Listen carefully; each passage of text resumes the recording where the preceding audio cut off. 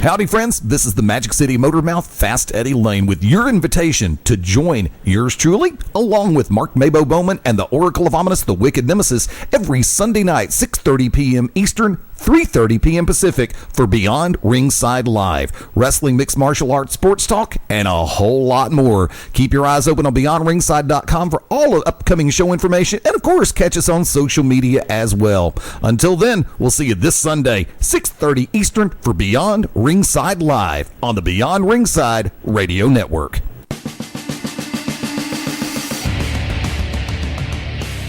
Welcome to the original Rockin' Wrestling Radio Show. Welcome to Beyond Ringside, your source for wrestling, MMA, and boxing in the Southeast. To contact the Ringside Roundtable of Beyond Ringside, email them at beyondringside@gmail.com. And now, your host for Beyond Ringside, the man, no myth, all legend, Fast Eddie Layne. Welcome into the program. Glad to have you on board. November has an ender, and this is it. Pretty much. So many things I could use to follow up with that one. Simulcast is live in more ways than one. Thank you for listening in via BeyondRingside.com through TuneIn Radio, Shoutcast, WinAmp, Ustream. All the different methodologies that you can use to catch us live. 25 before the top of the hour. I'd like to welcome in tag team partners, Mark MaBo Bowman. I had a McRib and a 20-piece McNugget, and I feel like I'm going to have to poop instantly. There you go. From Bohemian Grove, tag team partner, the Oracle of Ominous, the Wicked Nemesis. Well, thank you to everybody that come out last night, and Roll Tide. Yeah, and I love the fact that Alabama won, but damn it, they were the only pick that I missed yesterday. Wick, you were there. You heard. I said I was picking Florida State. I was picking Florida to cover. They were not going to let Florida State cover the spread. I picked Ole Miss to cover. I picked Bama to cover. And I picked UAB for the upset win. Or for the win, not the upset. Because they were a 3-point favorite. Lo and behold, Florida got it. Florida State did not cover. Ole Miss won. UAB won. Alabama covered. And I think it's only the second time this year they've done it, damn it. I've got to sit back and say this. I caught the replay on ESPN, the chopped up version, or what I like to call the Reader's Digest condensed cut. It's kind of hard leaving a commercial break where they have just shown a touchdown and coming back in when it's third down. It's like, what the hell? So SEC Network is showing the full replay this afternoon. It started about an hour and 6 minutes ago, so I've got that on DVR right now, too. Speaking of DVR, let's go and lay it out there. I want to cover Peach State quite a bit, but I want to go and throw this one out there first. If you have not had a chance to catch this week's ROH, Ring of Honor Wrestling TV, as they are in the, I guess you would call it the Take It Home episode before Final Battle, I like the way they're setting things up. With the return of QT Marshall, the impromptu match with him and Jay Briscoe, as well as the original match with him and Cheeseburger. And I agree with the comment. I can't remember if it was Kevin Kelly or Steve Carino, who I will now call Steve No-Show Carino. Damn it, almost had it right. If you can't be a fan of Cheeseburger, who can you be a fan of? Maybe, did you catch it yet? No, actually I haven't. I came on late. You know, it hasn't been doing its normal 6 o'clock. Right. So it came on, I think 9 or 9:30 last night, Central Time here for us. And what was I doing last night? Why am I afraid for you to answer that question? I know it's bad when I can't remember what I was doing last night. No, it's normally something we can't say on the show. Yeah, and then whatever it was, it pretty much caused me to wake up at 5 a.m., and then I went back to sleep after I rubbed one out. And then I woke back up at There he 8. goes. I knew he'd get it in there. I woke up at 8, and of course, Sundays is guinea pig day, Triple Jesus.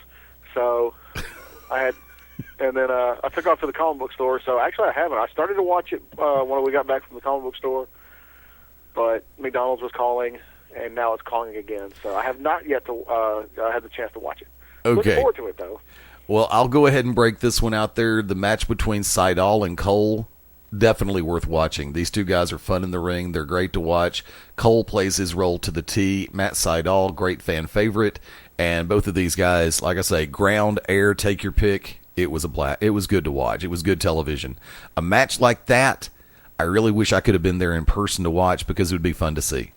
Because as good as it is on television, it's even better when you're there live. Right, Wick? Yep. Unless, of course, you're on the losing end of the stick. And that's a setup if you'd like to take. 13-year-old with bad acne. Say what now? I said, if by losing in, you mean a 13-year-old with bad acne. Do-doom-doom. Like it. Nice one. No, actually, I was setting you up to go discourse on what happened in the tag team main event last night over at Peach State Wrestling Alliance. Wait, hold on. I know, look, okay, I know the answer, but I got to do it anyway since you're not going to do it, and we all know what the outcome's going to be. But, Wicked, did you have a chance to catch a Ring of Honor wrestling last night on television? No, sir, I didn't. Why do you think I didn't ask? I know that's the answer just about every week. On ROH. And I know he was with you last night. I had to ask it anyway. I know. I knew you'd do it. But by the same token, I knew that, Wick, like I said, Wick has been dealing with a significant other who's been sick, infirmed, as well as a munchkin who's been infirmed. And I had a feeling that once he got home, that ROH would be the last thing on his mind, right? Oh, God, Jesus, yeah. Xavier and Angie are both still sick. Everybody's been sick. I had the 12-year-old sick, the 13-year-old sick, the 6-year-old sick, the 2-year-old sick, and the... Well, we're not going to say Angie's age, but Angie's sick as well. You never ask a woman her age. You never ask a woman her weight. You live much longer that way. Luckily, I was only sick for one day, so. And hey, by the way, did you ever beat that guy's ass that was staring at you yesterday? No, I mean, I said that live on air with directly looking at him, so he kind of got the gist whenever I was getting ready to leave and just ducked his head. I've got to sit back and say, Peach State last night, Carrollton, Georgia, Thanksgiving turmoil. First off, great to be able to call the action last night with Pierce. Had a great time. Just as cool to be able to call the action for the PWA Junior Heavyweight Championship match. Ace Haven Friday, sitting alongside of EC3. Ethan Carter III, special guest last night, was originally supposed to be in the ring, but as most everybody does know, Carter ripped his bicep, or tore his bicep, and has been rehabbing the injury and trying to get himself back up to ring shape and get 100%. But I will say this, it was a blast being able to call it with him last night. And MaBo, if you think that you managed to get people to give you that, what the hell did he just say? Look, matter of fact, I got it 4 times during the Haven Fried Daddy match because I was just having fun with it. Because well, then it might be a good thing I didn't roll with you guys because nobody wants to mess with a Carter. But I do have a question though. You said you got to call commentary along with EC3 and just David a Pierce. Quick question. He didn't give you any trouble, did he? No. Okay. Because I'm just saying, I've heard that he can be trouble. Yeah, I know. Nice play on the times. Not to be confused with tribbles, and more tribbles. That would be the trouble with tribbles. Or, trouble. Or, and completely no relation to Trouble by Travis Tritt. Or for those of you who are nerds and have no idea what I'm talking about, Trouble from Grimm, Teresa Rubel. Why do I feel like breaking into a bad Rodney Dangerfield from Caddyshack right now? But I'm not going to do it. I had to do something live on there. I was just checking my Facebook. Sevenfold Saints have a Facebook fan page up. I want everybody to see this. This is from Vince Otone. Okay. This happened last night at Peach State. This is him, of course, talking to a bad guy, to a heel. He said, I just want to say thank you for speaking up to those guys around me about the foul language. I tried to say something to them earlier, but they said, make me stop. They act even more childish than my kids. You guys put on a good show and are great heels. This is why we go, especially my buddy with the microphone. Thanks, Vince. Excuse me, megaphone. Thanks, Vince. My response to that was, thank you. As much bad stuff as I say, it's all the work, and I cannot stand adults like that. Glad you guys have fun. Thank you for the support. Now, what he's referring to is after our match we lost, and there was a guy stand up and say, "You, y'all ain't, I hope you die." Now, he was saying this, and there were about 7 kids around him, no lie. Right. Obviously, this man has 2 of the boys that were there, but there were 5 other kids that weren't his. Would you go to a wrestling event? Yes, I made a 13-year-old cry last night because, well, I can't say exactly what she said. She called me old dirty bastard without the old dirty, and told me I needed to put the mask back on because I was ugly. Okay, so I looked directly at her, and she had really bad acne. We've all been there. But when I told her, somebody get this girl some acne cream, she started crying. So her mom comes up to me as I'm getting ready to do the extended radio show, which I've never got to do. We never did it. Well, she says, I know what you do is all for entertainment. I know you're bad guys. I know you're supposed to say bad things. But you need to watch what you say to people because my daughter has low self-esteem. Well, if your 13-year-old, is standing in the front row screaming at somebody with a mohawk and a Hitler mustache, and you know that we are mean people, I think that reflects badly on the parent allowing her child to use those words.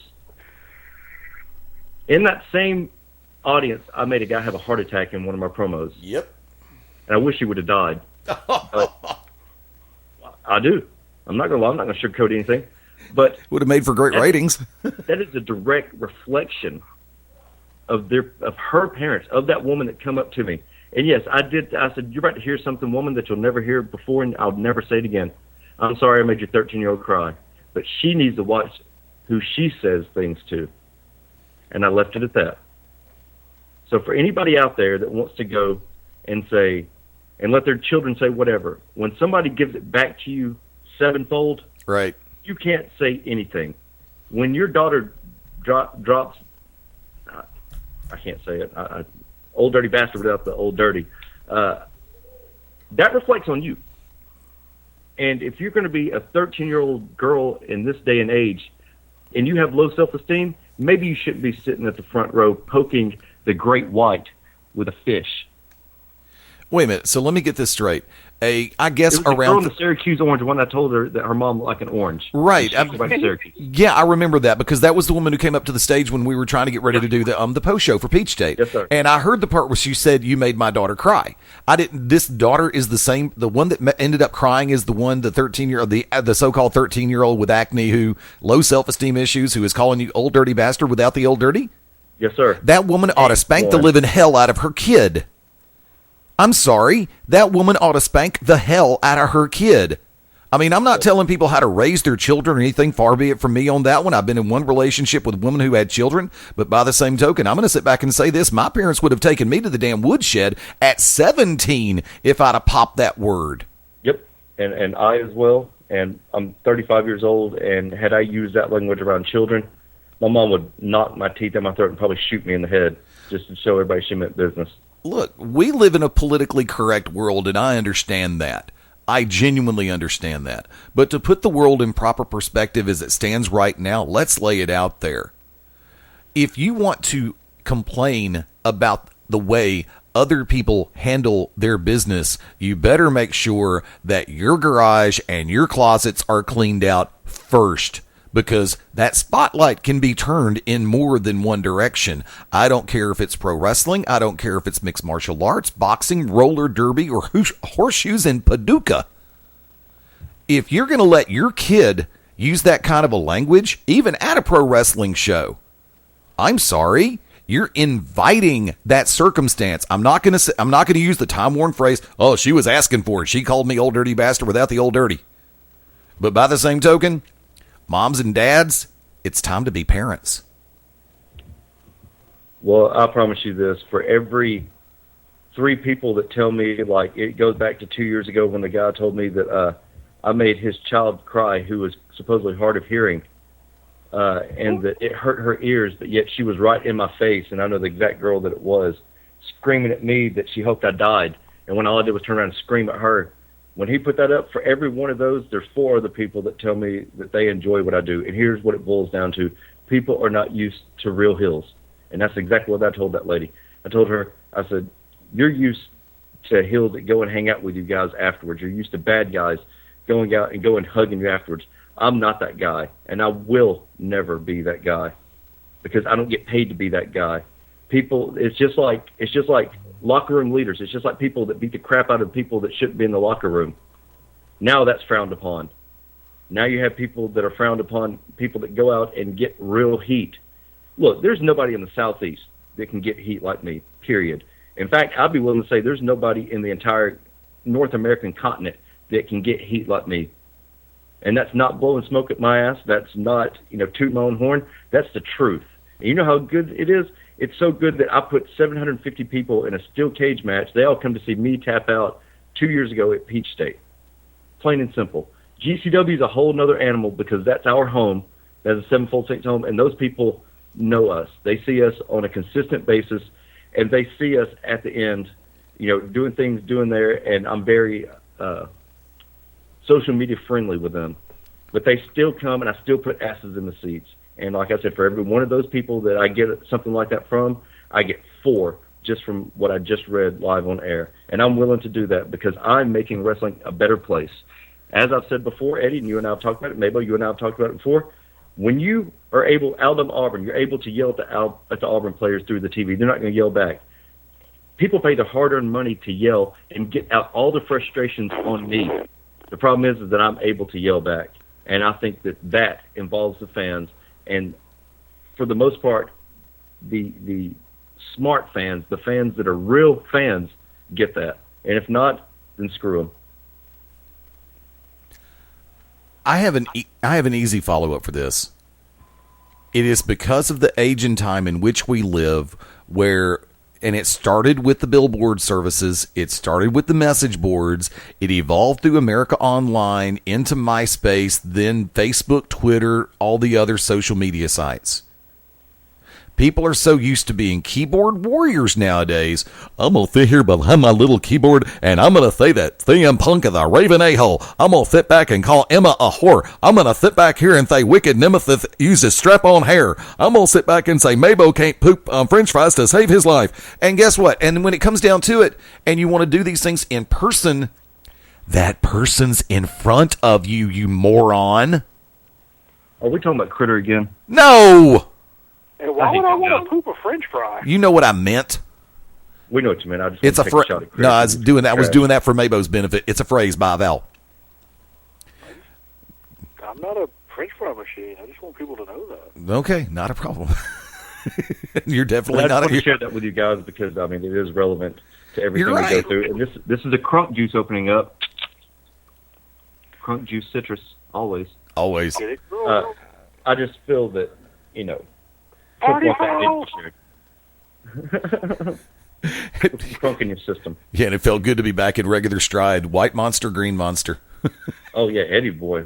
Eddie was in rare form last night. Eddie was. And I'm sorry that I did miss the commentary between you and Pierce.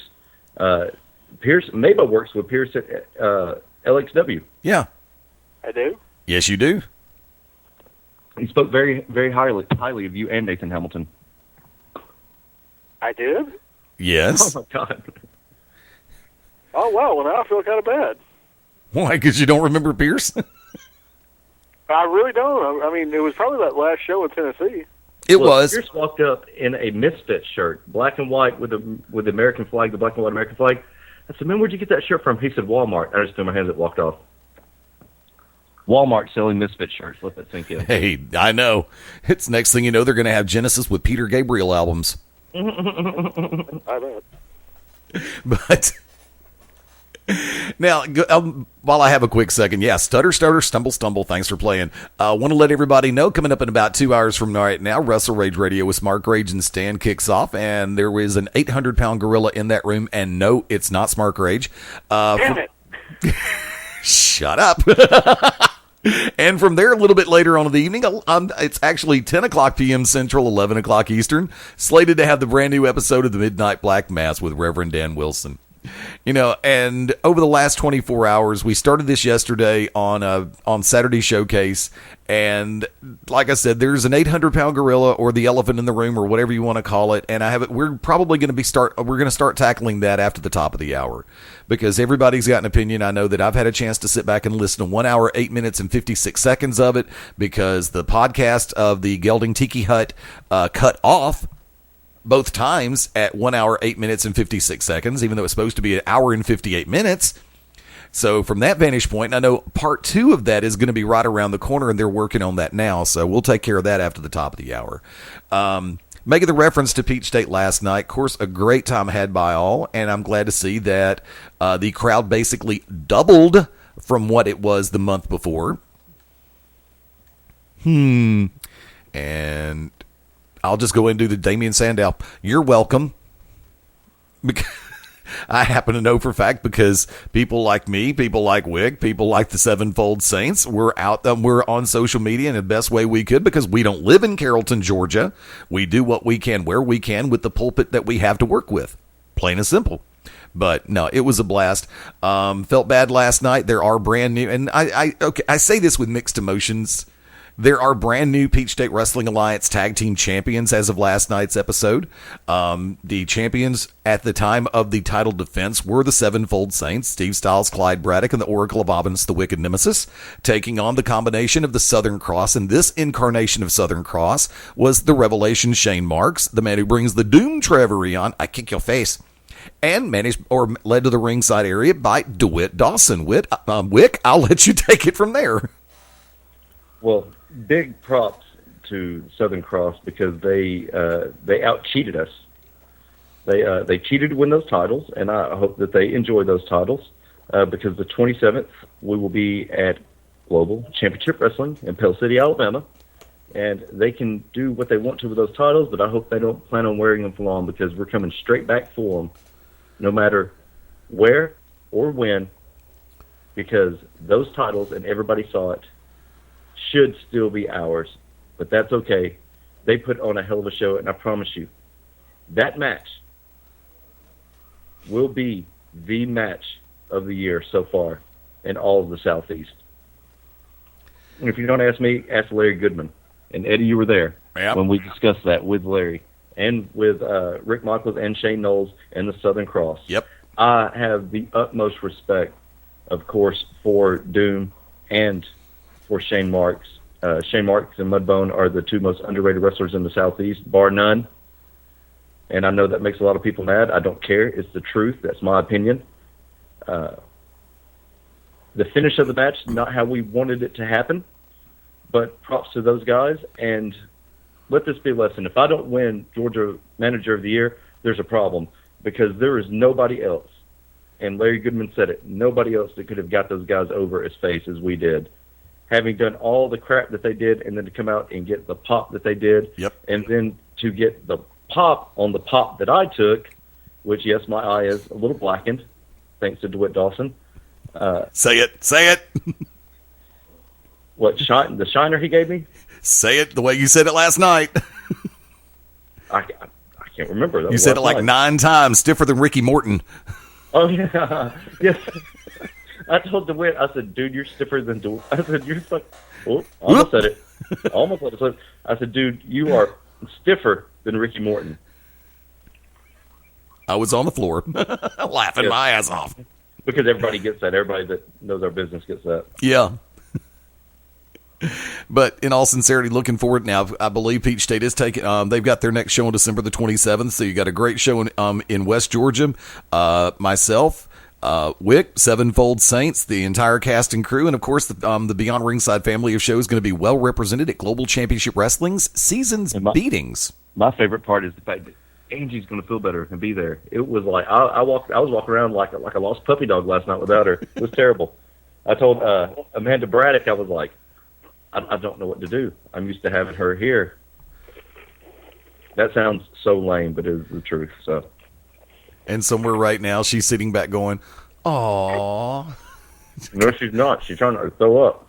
She's not going, "Aw." She's going, yeah, it was MaBo who was going, "Aww." I heard that. know, I never knew what it was like to have somebody to fully support me, and she fully supports me, and I can't thank her enough for that. She has definitely brought out the best in Enoch, and of course with the Wicked Nemesis. Must be nice. It is fantastic, especially for somebody that's not like, see the mirror of the business, somebody that gets the business. So I can't thank her enough, and I hope that she knows that.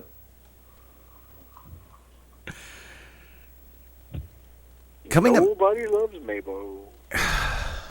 We love MaBo. We wish you would have been there last night. Yeah, we tried. Yeah, my navigator probably would have taken us a little bit later. My Blackberry, go screw yourselves. This thing took us 8 exits, or what? 2 exits up the road. 2 exits up the road. Yeah. Wow. Had to leave Carrollton. It was terrible. We come out and I told Eddie, I was like, I think we're in Temple, Georgia. I think we're exit 19. We were. Sure enough, we were right there at the pilot. I used to always stop there whenever I used to do Anarchy. 3 hours and 45 minutes away. That was my stop for coffee, for that bazillion coffee they have with the tiger on it. I make that trip. There's either going to be a ton of money or a ton of fun, and I don't mean tons of fun. Adam Coffee. Oh, I love Adam. That's 2 tons of agony. That's his screen name. I can say that. I miss you guys at GCW, MaBo. Actually, I just miss him at live events, period. Well, you know, it's like I was telling Eddie before off air, things are about to change, and having the time and the reserved energy to be able to go do things, you know, catch events on Saturdays and even Friday nights coming up. It's all about change. And speaking of change, it just changed from 5:59 to 6 o'clock p.m. Central. Going to take us to the top of the hour break. We'll be back in 5. Hang with us. This is Beyond Ringside Live. Hey, half-heads, it's a 3-time NWA World Heavyweight Champion, Scrapline Adam Pierce. And just like me, you are locked in Beyond Ringside. Hi, this is the Dark Child Chance Prophet, NWA National Heavyweight Champion, and you are locked in to Beyond Ringside. Hi. The To Be Determined Show live Wednesday nights, 9 Central Standard Time. Join myself, the Oracle of Ominous, the Wicked Nemesis, the Grand Design, Clyde Braddock, and the Magic City Runner, Fast Eddie Layne, as we take you to the edge of uncensored. Yes, we go uncensored, so make sure you have your earmuffs. Ask your parents, for those of you that are a little young, maybe under 18, but make sure if you have any heart conditions or any mental defects, please listen, because they may take effect right here, live, every Wednesday night, 9 Central Standard Time. Beyond Ringside Radio Network, beyondringside.com. Hey, this is Angel Orsini, former MMA fighter, professional wrestler. You can check me out at www.theangelorsini.com, and you are locked in on the Real Talk Radio. Beyond Ringside. Confessions of a Potentially Perfect Parent, brought to you by AdoptUsKids.org. This is Dan the B7, the only Triple Crown champion in the UFC history, and you're listening to Beyond Ringside. You better pay attention, otherwise I know where you live.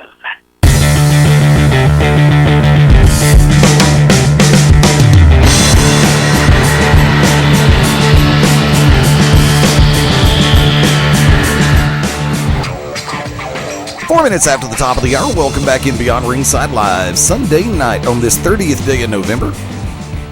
Remember, if it's 6:04 p.m. Central, 7:04 Eastern, on the 30th day of November, 2014, it's live internet radio. If you're listening any other time, it's pre-recorded.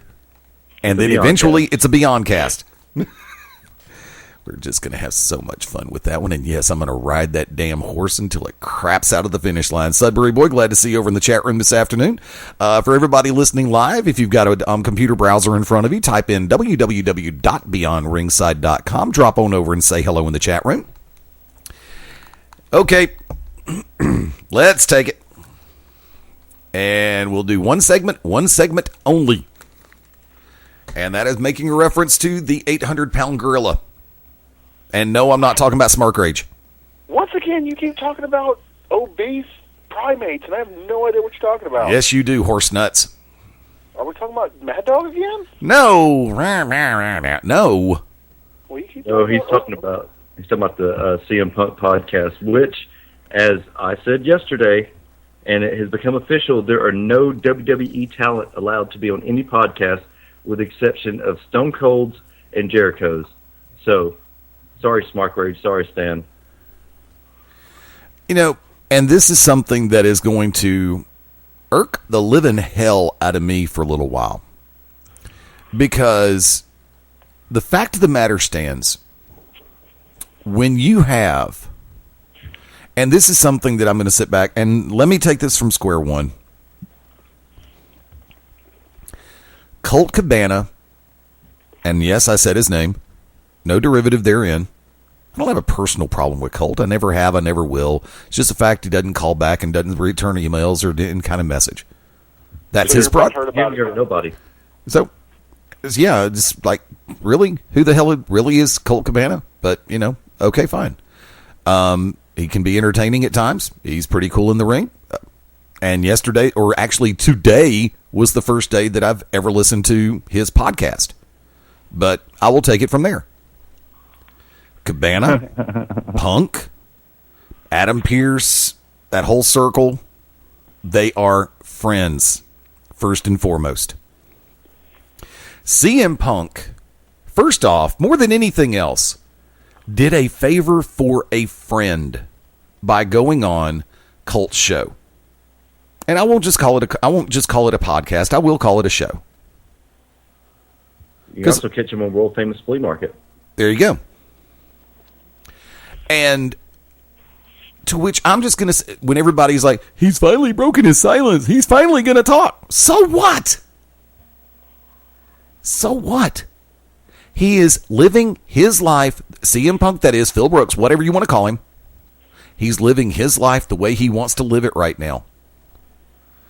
I've listened, like I said, to the first 1 hour, 8 minutes, and 56 seconds, because that's where it cut off. Colt, that's a clue. And I listened to the way Punk said what he said. In places where he should be and realistically is justified for being bitter, yeah, okay. That's his prerogative. That's the way he looks at things. That's his life. That's the way he wants to say it.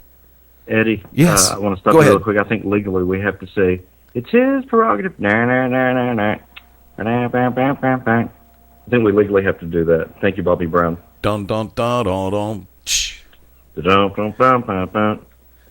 Everybody talking all that stuff about me. Why don't they just let me live? Ow. Feel like I should have broken back into Chunky A. Make me say ow. And when I said it's the shut up. Make me say meow.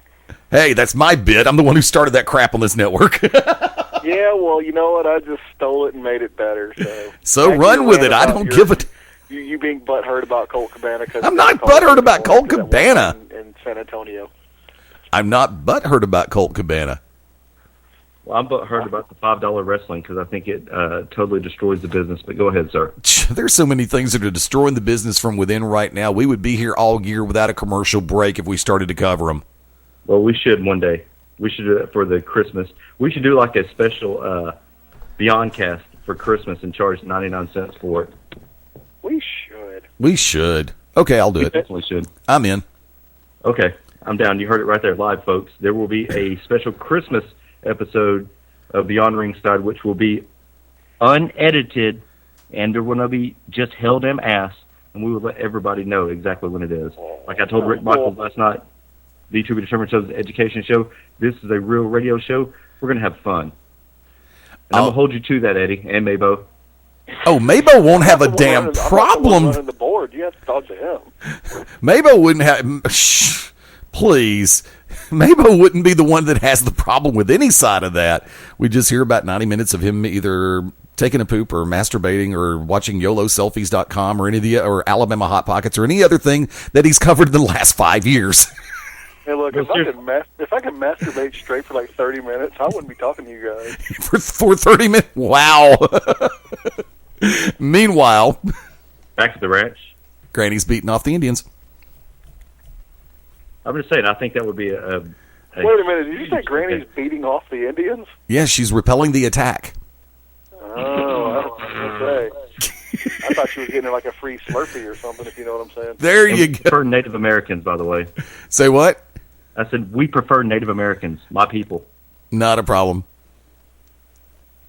I prefer Prego. Never mind. I was about to say, I prefer Prego bleeding bastard, if you know what I mean. Okay. I saw a redhead walking down the road the other day. I thought he was about to jump out the car. Who? I was like, they're going to get you in nothing but trouble, Eddie. Get down. Thank you. Curtain pulled back. But in all sincerity, coming back over to the CM Punk appearance on the Colt Cabana show. Look, for everybody who wants to criticize, go ahead. That's your prerogative. But when you get blocked on Twitter and all the other forms, in any other form of social media that Punk's on, don't bitch about it. Because Punk is a person. Phil Brooks is a person. He is entitled to live his personal and professional lives the way he wants to. And we're talking about the machine. If we're talking about the WWE machine, we're talking about a machine, which legitimately it is. And I'm going to piss some people off right now. But this is as legit as it gets. It doesn't matter if you work for WWE. It doesn't matter if you work in a bar or a nightclub, a department store, a 7-Eleven. It doesn't matter where you work or what you do. You can work for a marketing agency. You can work for a tax firm or, an accountant firm. A business is a business, which is an uncaring, unfeeling entity. We choose to bestow virtues such as sentience on that entity. The business cares about you. No, it does not. It's like government. No, it does not. Other than once every 4 years when they want you to stick your hand in there and vote. No, it's like working at Target. Do they care about you? No, they do not. See, I was avoiding the word Target, but that's why I said department store. Because I knew that... Oh, shoot. Trust me. Ew, why is that sticky on my bed? Leave it alone.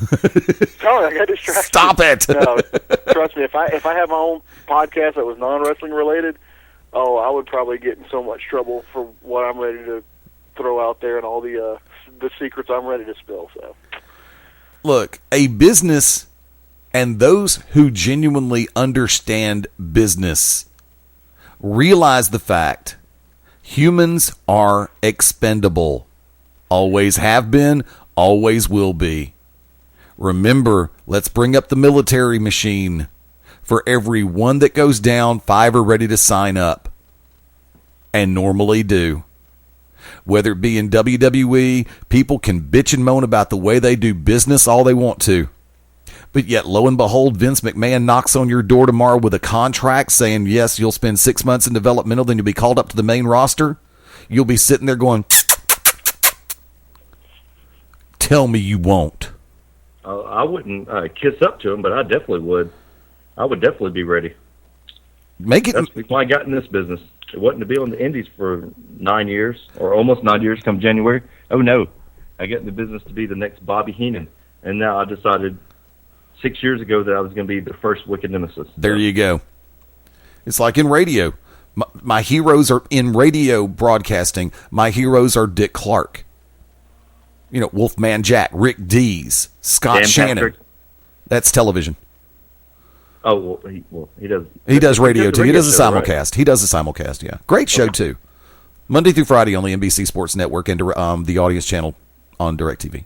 Him and Keith Olbermann were amazing on ESPN together. On SportsCenter, yes, they were. But going back to Punk, let's think about this. He worked hurt, sometimes by his choice. Sometimes because Vince talked him into it. Okay. We go from there. People get hurt and they need time to heal, but the machine does not understand that. The business does not understand that. And sometimes even those who run the business don't care about that. Eddie, I think the telltale sign was the staph infection. Yeah. When we talked to Hitman yesterday, who has actually had a staph infection, I know of guys personally that have gotten staph infection that has ended their careers. That is something that you don't mess with. No. And for him to have a staph infection like that, and them still expect him, them being the WWE, still expect CM Punk to work, that is, well, let's ask the nurse. She's kind of too... Angie, how bad is the staph infection?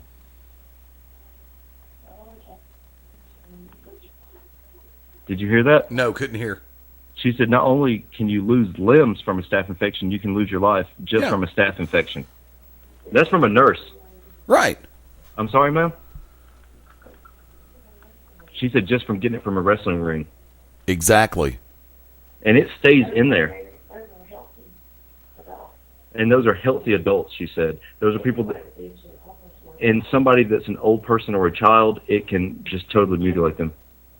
It really can. Closing comment for right now on it. Okay. For everybody getting upset and militant about the way he said what he said, don't. Because he's not going to get upset or militant about what you say about yourself. Listen to the words that he uses. And listen to the context in which he says them. Don't judge, but feel free to form an opinion afterwards. That's all anybody can ask of a situation. One thing is to work injured. Another thing is to work with a brain injury, because that's what a concussion is. We talked about this yesterday. Yes. On the Saturday Showcase. That's what a concussion is a brain injury, plain and simple. If you called it a brain injury, I think people would take it a lot more seriously. We talked about this when it comes to football, when it comes to basketball, when it comes to wrestling, when it comes to soccer. They used to call it a ding, getting your bell rung. Right. And they used to tell you, get back out there. I've had 3 concussions. 3. One of them from wrestling, thanks to J-Rod.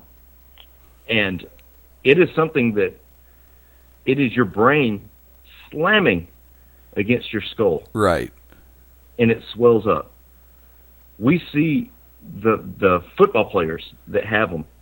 And when you have a concussion, every time you have one, it gets worse and worse and worse. Like Wes Welker, I love the man. He started out with the Miami Dolphins, so I know his career. I've always liked Wes Welker, even when he played with the Patriots. It's not something that you can just play through. No. And as we talked about yesterday, Eddie, and MaBo, I want to throw this to you because I don't think you were on the line at the time. Wrestling has changed. The feats to which individuals go out and do the spots that they do have completely changed. You used to be able to work with a concussion because you could take it to the ground and you could work somebody for 10 or 15 minutes on the mat. Right. You can't do that anymore because of the attention span of the audience. You can't do that anymore. You used to be able to work with different injuries because you could take it to the ground, but nowadays people are like, boring.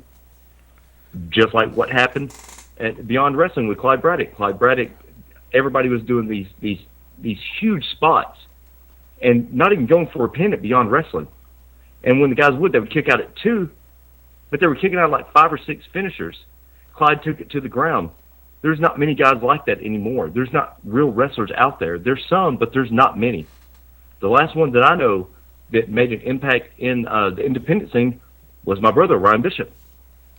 He kept it to the ground. But that was somebody who had worked with concussion, somebody that had worked through injuries. You know, they say all the time, are you hurt or are you injured? Because there's 2 totally different styles. And there's 2 totally different meanings to those words. Nowadays, you have to hit a brain buster off the top rope for everybody to be like, oh, okay, I respect this guy. It used to not be that way. And for CM Punk to be forced out there right after elbow surgery and then to get re-injured thanks to Ryback, who is sloppy as hell. Yep. And takes the type of steroids that would kill a horse. When it comes to that, allegedly, when it comes to that, it's not the same style of wrestling. Now, maybe I want to talk to you about this. You've been a fan for a lot longer than I have. You know how the transition has happened. MaBo, what do you think about concussions and these injuries compared to when they used to get them back, quote unquote, in the day, as compared to now, sir?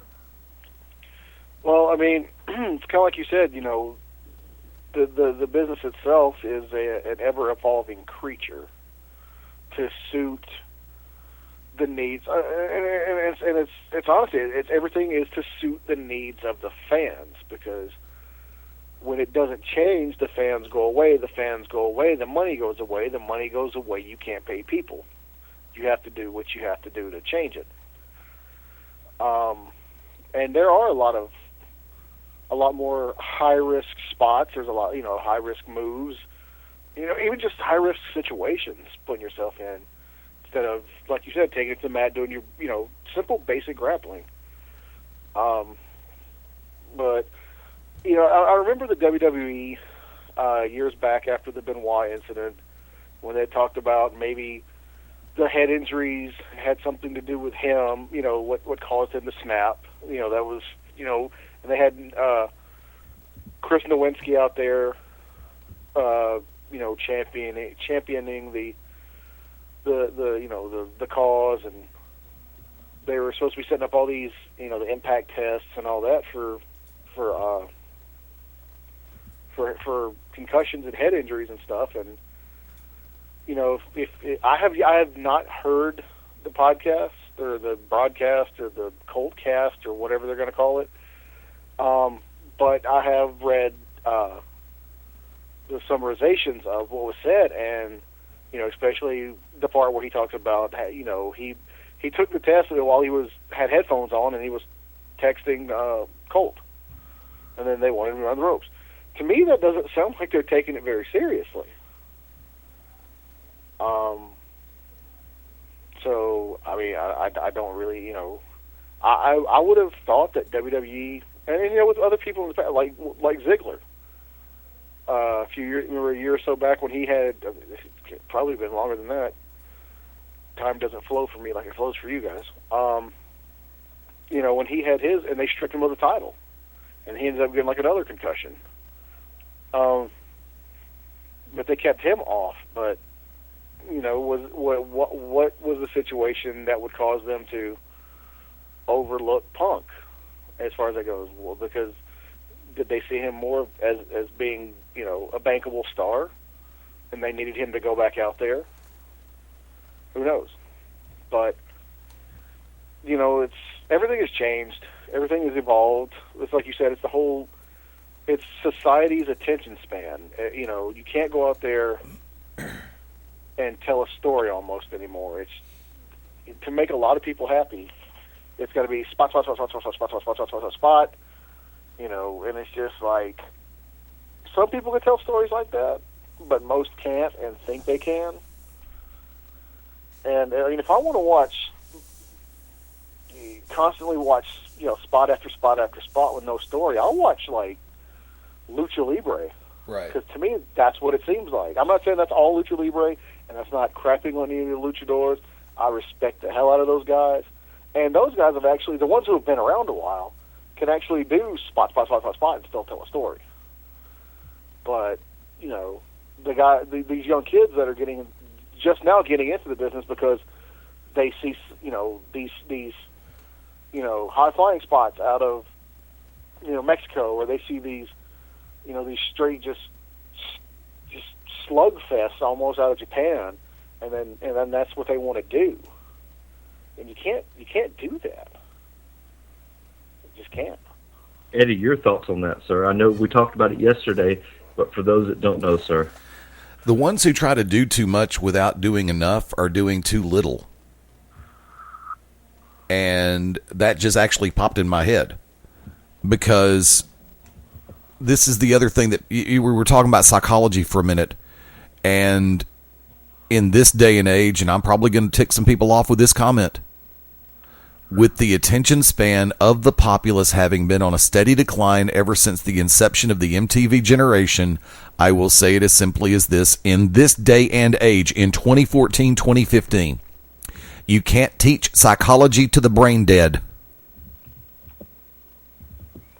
plain and simple. Hold on, Eddie. I do take a little bit of umbrage with that because I'm part of the MTV generation. Yeah, but you're not as bad as some of the people that I've seen. I mean, but still, though, I'm not trying to say I speak for the whole generation, but I would say it was the generation that preceded us, because that generation is the one that killed music videos and, you know, basically ended up covering MTV with nothing but reality shows. Okay. That's that stuff for them. That's why, you know, my generation, we could appreciate Saturday morning cartoons, which they don't even have anymore. It's all this flashy, hyperactive, you know, loud noises and whistles and bells. And how old were you when MTV started? Huh? How old were you when MTV started? When did MTV start? Mid-'80s. I think it was like 83, actually. My junior year of high school. Okay, so 1924, your junior year in high school? Pretty much.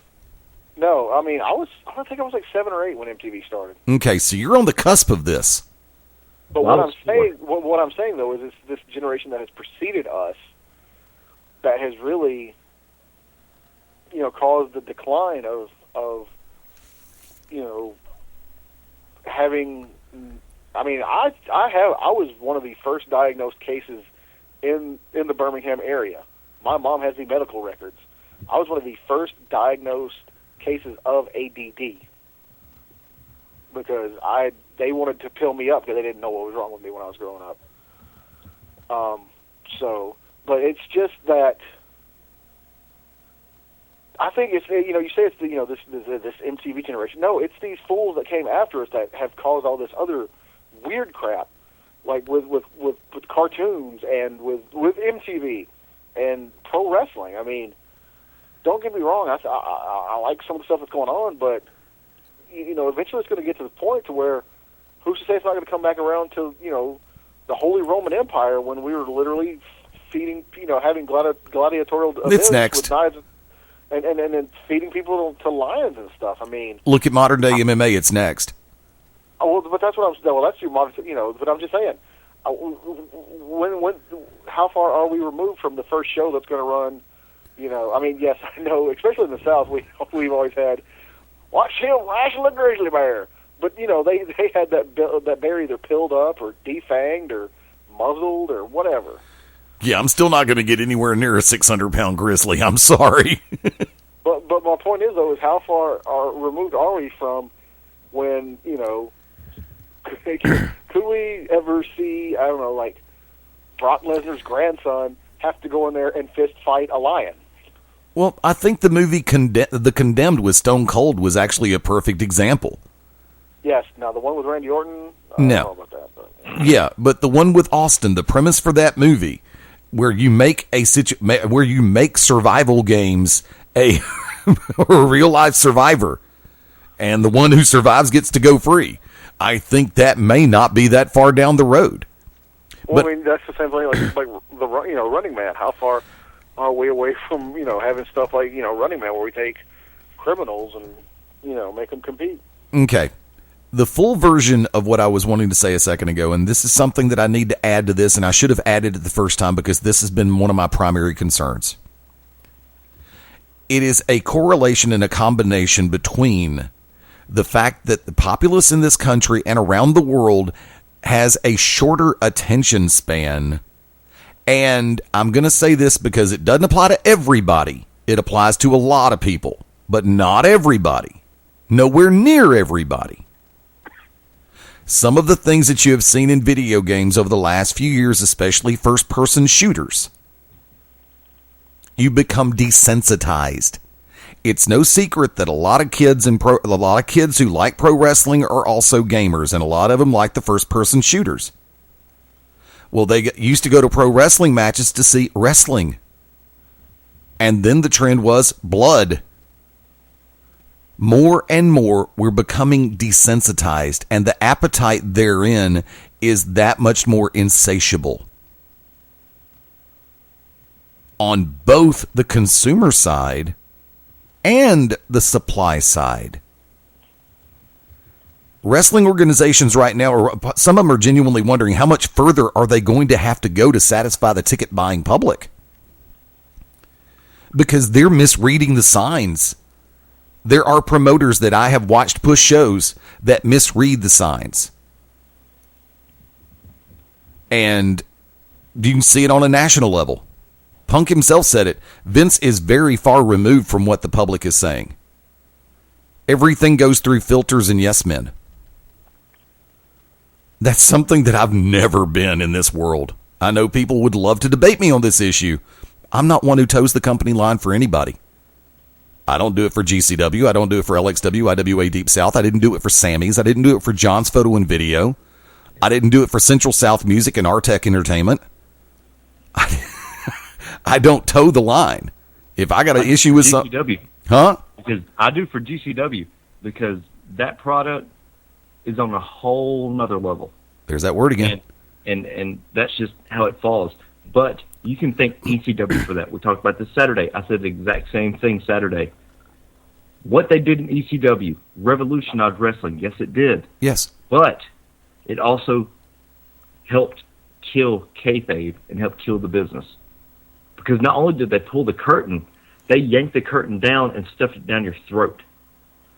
Because you had guys kicking out of 4 and 5 finishers, 4 or 5 signatures. I'm telling you right now, you asked Doom about the belly-to-belly he took last night from Clyde Bryden. Thing of beauty. It was a thing of beauty. Echo. Yeah, well, yeah, I'm agreeing with you. Okay. You stole it right in. I was being an ass. Damn you, Eddie. Damn it, Eddie. Thank you. You take a belly-to-belly from Clyde. It's not going to be like a belly-to-belly you take from Mad Dog. It's not going to be like a belly-to-belly you take from Shane Marks. It's not going to be like a belly-to-belly you take from one of the cold world. Those guys, and that's nothing taken from any of them, his belly-to-belly rivals the belly-to-belly that Magnum TA did. Yes. And that's what it's about. It's about having something that you protect. Paul didn't protect the business. Paul Heyman did not protect the business. And it goes back to ECW because now everybody thinks, and in Ring of Honor, that's what I love about NXT. They take that quote-unquote Ring of Honor style and make it a quote-unquote WWE style. In other words, your big moves mean something. And you work the camera. The big move should always mean something. But to a lot of people, it doesn't. I blame the modern day culture for that, but by the same token, I can't just blame ECW for doing stuff like that because it was already being done in Japan and it was already being done in Mexico. Yeah, but in Mexico, it means something. In Japan, it meant something. In ECW, it meant nothing besides a high spot, a big risk. They make it mean something in Mexico. They make it mean something in Japan. In ECW, it meant jack crap. Just my opinion. MaBo, follow up?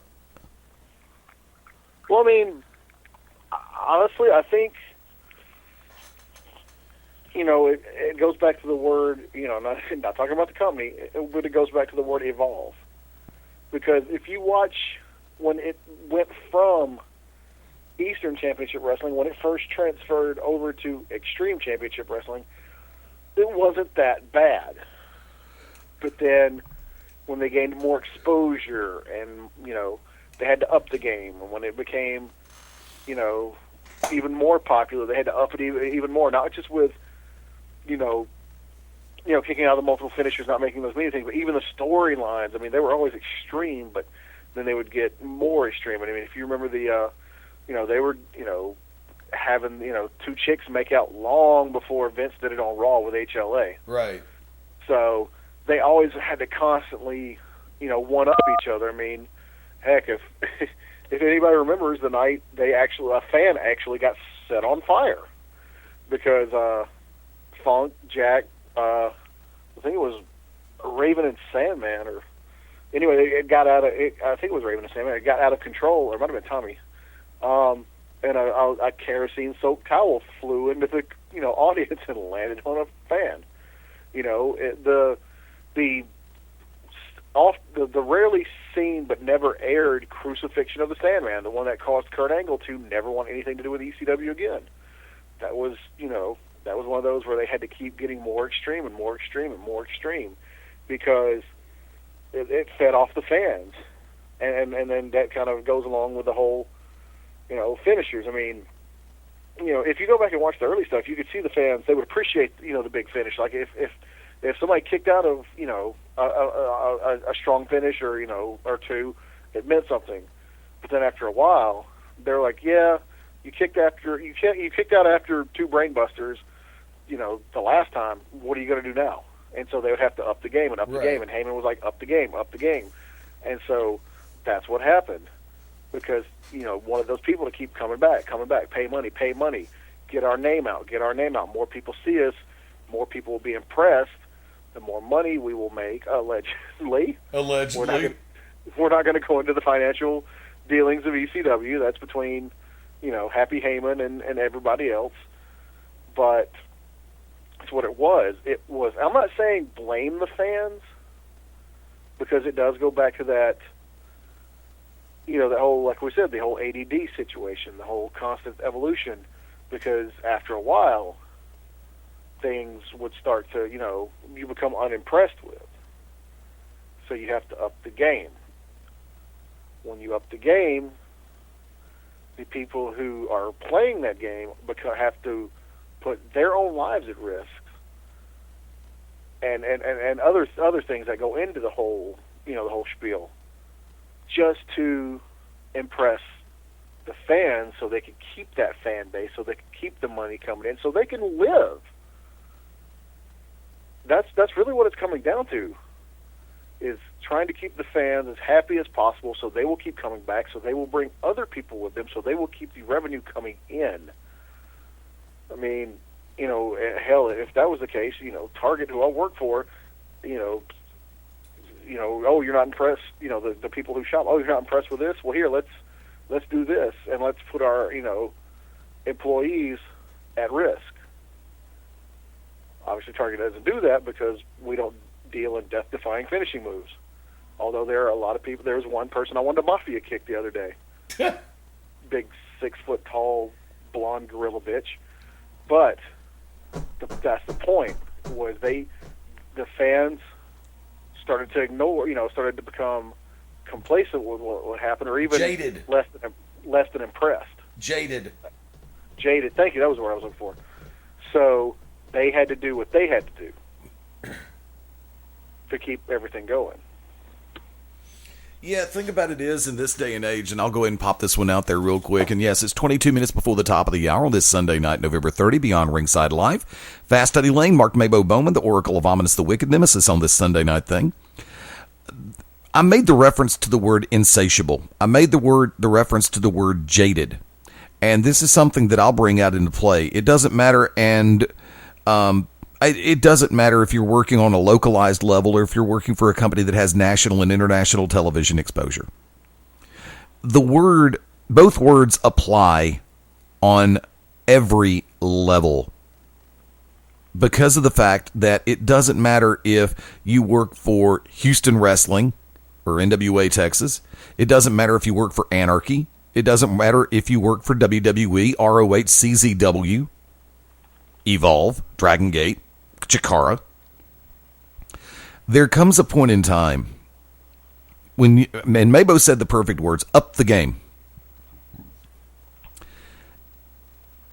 It happens to everybody behind the curtain, sooner or later, at least once. And that word jaded does come into play. It doesn't matter if it's a wrestler, a ref, an announcer, a promoter, a booker. It doesn't matter if it's somebody who runs marketing, social media. It happens to everybody in every facet of business, not just pro wrestling, but all the way across the world. We get jaded. And the fact of the matter is, every once in a while, when you see the signs of that happening, because the worst thing that could happen is that your promoter just get jaded and get bored and get ready to leave the business because they can't take it anymore. I've seen promoters, and it's like everybody knows that Anarchy, a lot of people in the southeastern U.S. know that Anarchy's on the block. And I hope the person who does get a hold of it actually treats the promotion with the respect that it deserves. But see, once again, here is where I just committed the foul. I put sentience into an entity that is not a living, breathing organism. Does a business deserve us to treat it with care and concern and respect? In my case, the reason why I said that is for two reasons. And those two reasons do involve living, breathing creatures. Don't say it. One would be the people in the locker room who have busted their ass for that company. Two would be the faithful who have continued to support that company with their dollars. Therein where I turn and put the sentient factor into the company itself because of the people therein and the people who come. So you see where I went, the way I did that. But you get people who, it happens to fans too. I know this for fact. I have very good friends who are pro wrestling fans who had gotten jaded on a product and burned out. There's the other one that I wanted to bring into play. And you can always use them as a crutch or an excuse. But when you can genuinely lay it out there as a reason, walk away. Walk away. Take a breath. Take a breather. Mental douche. Massengill for the mind. Country flowers for the cranium. Because if you are jaded, if you are burned out to the point where you can't stand to go into work today, get out. Go away. Take a break if you can. Change jobs. And that's what I'm doing.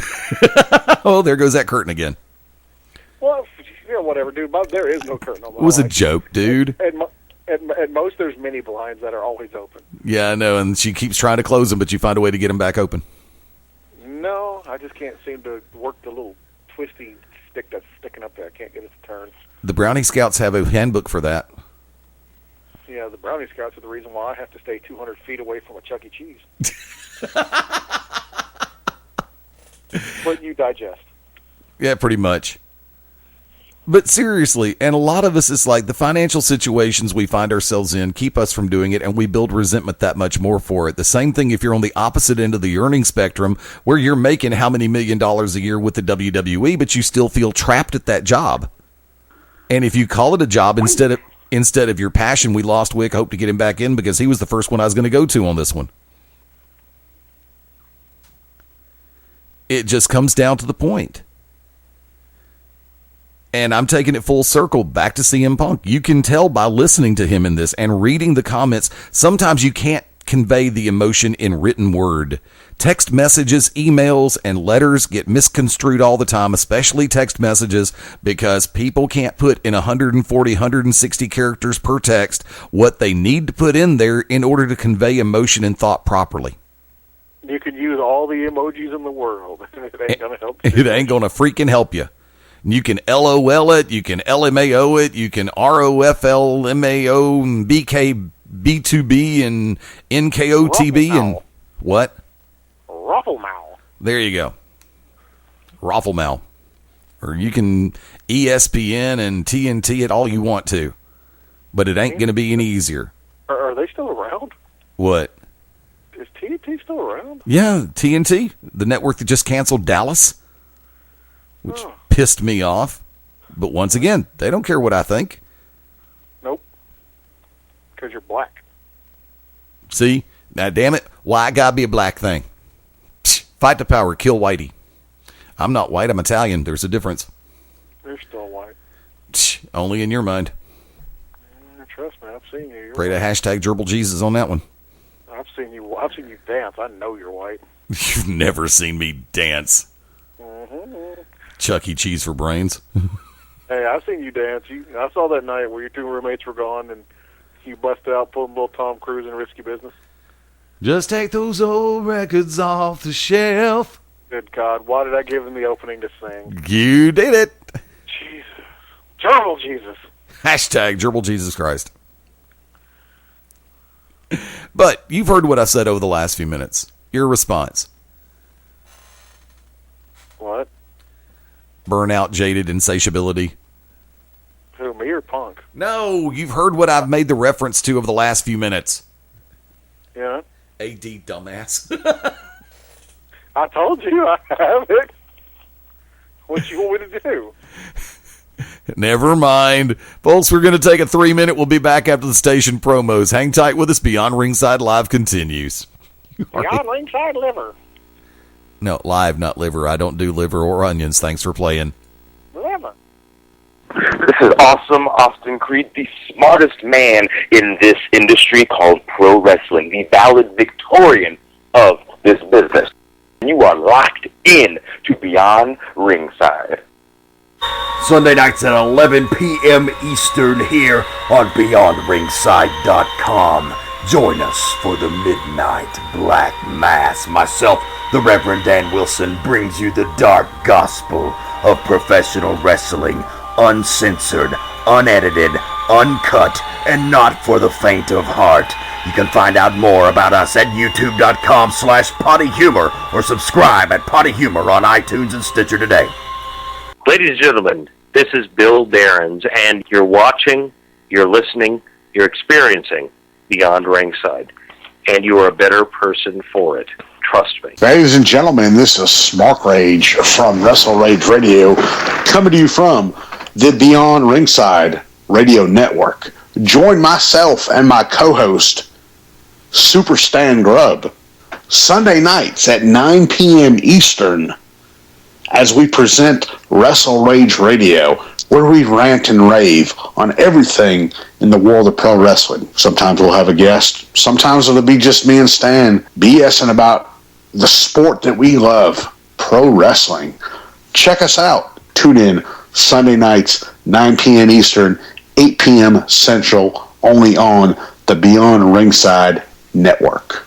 This is Bob Allen, co-author of Gordon Soley's Something Left Behind and the Soley Chronicles, and you're locked into Beyond Ringside. Howdy, friends. This is the Magic City Motor Mouth, Fast Eddie Layne, with your invitation to join yours truly, along with Mark MaBo Bowman and the Oracle of Ominous, the Wicked Nemesis, every Sunday night, 6:30 p.m. Eastern, 3:30 p.m. Pacific, for Beyond Ringside Live. Wrestling, mixed martial arts, sports talk, and a whole lot more. Keep your eyes open on BeyondRingside.com for all of upcoming show information, and of course, catch us on social media as well. Until then, we'll see you this Sunday, 6:30 Eastern, for Beyond Ringside Live on the Beyond Ringside Radio Network. This is Bad Brad Armstrong, part of the famous Armstrong family of professional wrestling, and you're locked in to Beyond Ringside. Hey everyone, this is the Cause, Robert Cosper, host of Cause and Effects Thursday Night Radio Throwdown. This is your invitation to join me, along with the Effects Stuart Couch, Mad Dog Dan Sawyer, and all of the craziness that is C&E, right here every Thursday at 7 p.m. Central, 5 p.m. Pacific Time. It's wrestling radio with a twist, and some might just say with a twist of lime when the bar is open. Cause and Effect, right here on the Beyond Ringside Radio Network. I'm Bobby Ches, a 3-time world champion, Showtime expert analyst for more than 10 years. You're locked in to the On Ringside.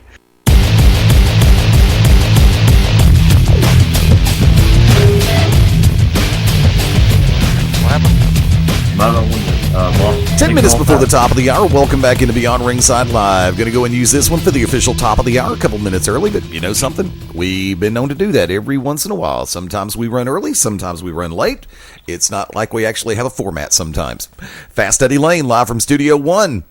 Live from Beham, USA, and hashtag Gerbil Jesus Christ Central. Mark MaBo Bowman. What? Stomach staple. That's why you sell your footage to the WWE. Live from Bohemian Grove, the Oracle of Ominous, the Wicked Nemesis. I am here, I promise. We're working on that concept. I lost the Scott feed, obviously, but I didn't lose Wi-Fi, so. Let's break it down. Break it down. There you go. 1 week from tonight, the void will be filled for an evening. And I make a reference to the fact that that void, the one that has been left by World Wrestling Entertainment, no longer being carried by In Demand or any cable provider as far as pay-per-view goes, because everything has moved to the network. which as of tomorrow will be once again $9.99. There you go. Which, by the way, I actually used that as a reference point on Black Friday when we had a dump bin of various. For those of you who don't know what a dump bin is, it's those bins that you see with just random crap thrown in there when you go to a retail store, where it was just like random, video games for different systems, and they were all $9.99, and I was like, you can get one of these games, or you can order the WWE Network for 1 month for just $9.99. Nobody got it, and I wept for society. Yeah, pretty much. Next Sunday. December 7. Ring of Honor presents Final Battle 2014. I've been looking over the card. Like I said, I've already watched ROH TV for this week, and I like the way they're leading it in on technically what can be called their go-home episode, because next week is going to be a Road Rage edition. I'm pretty sure that's not going to, because of the fact that they're anticipating and hoping for buys, I don't think they're going to set up anything spectacular for next Saturday night as far as the episodes go. Even though, because tonight, the episode that I did watch, Jay Briscoe did say 1 week from tonight or next Sunday. So I believe they were treating yesterday as go home for Final Battle. Jay Briscoe in a fight without honor for the ROH World Heavyweight Championship, taking on Adam Cole in the main event. First off, I'm looking forward to this one. People can say or think what they want to about Jay Briscoe, but I'm going to tell you something. He looks like he is in the best shape of his life. He is tremendous in-ring talent. He can go tech. He can go brawl. Either way, Adam Cole has really worked to master the art of heel psychology and is great in ring, a good hand in the ring. I have very high hopes for a match that I really believe is going to deliver. MaBo? It'll be interesting to see. I mean, we've been following this whole situation for the better part of a year now. Yep. And it's definitely going to, be interesting to see how everything flows. With the rest of the kingdom there at ringside. Definitely going to create some, and he says a fight without honor, so it's definitely going to create some interesting moments. There was that tension between Bennett and Cole following the Rumble, right? Where Bennett won. So, I mean, I don't know. I mean, could be possible that Maria or Bennett could essentially cost Cole the title if they're not careful. I would say Taven, but who exactly? So, it's definitely going to be, is this the culmination of everything they've worked for? We'll see. Wick, your thoughts. Jay Briscoe, Adam Cole, next Sunday, Ring of Honor.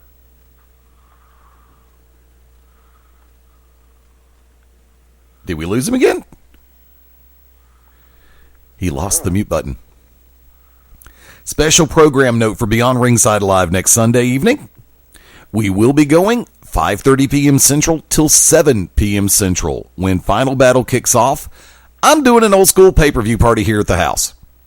Well, la-dee-da, look at you. Well, there you go. And Grandma, you're invited. Huh? And Grandma, you're invited. Well, my grandma's not here, but I'm sure I said, Grandma MaBo, you're invited. Oh, well, we'll discuss that later. Okie dokie.